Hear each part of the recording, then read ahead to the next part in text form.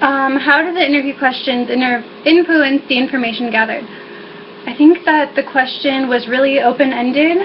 It was almost like too open-ended, because I think when I was doing my coding, I noticed that people interpreted it in different ways. Like, some people were talking about their own gender identity, and then other people were talking about how gender identity has changed, like how they've observed other people changing, and like talked a lot about the trans rights movement and the gay rights movement, which was cool. I think that the question allowed for a variety of answers.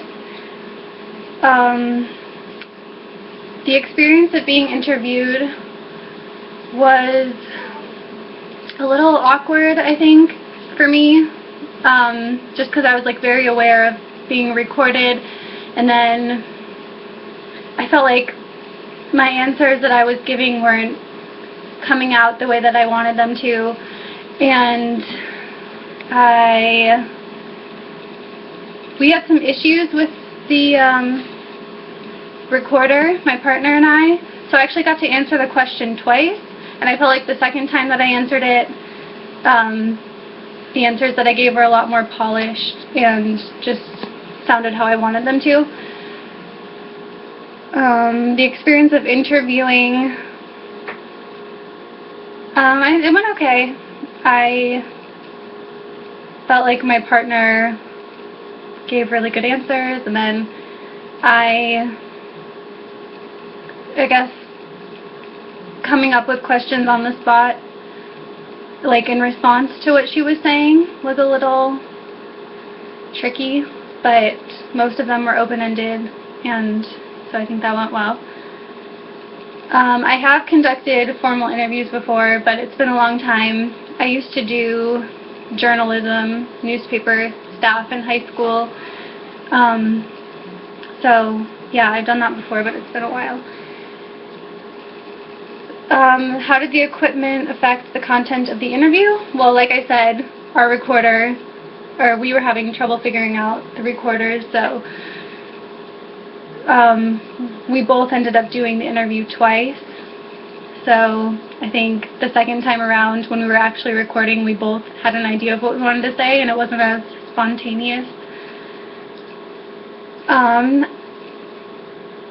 How did transcribing affect the analysis? It felt like kind of repetitive, like I kept using the same codes over and over again, and I think that's what helped me to realize that people were answering the question in different ways. Like, some people were talking about their own personal experience with gender identity, and then other people were talking about other people that they knew, or things that they had observed growing up.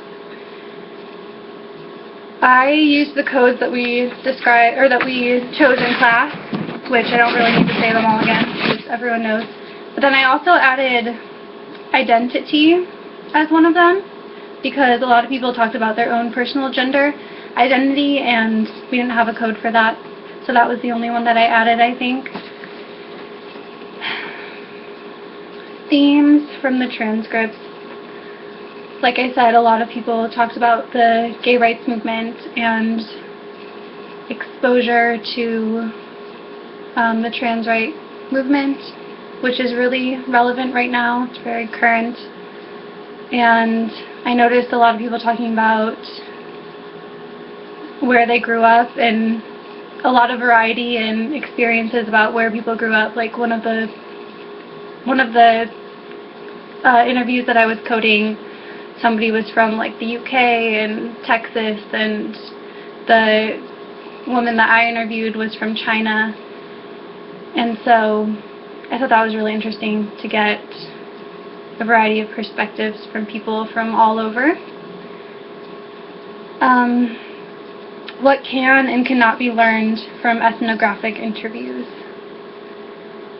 I think you can get a lot of subjective information, but maybe not a lot of objective information, if that even exists.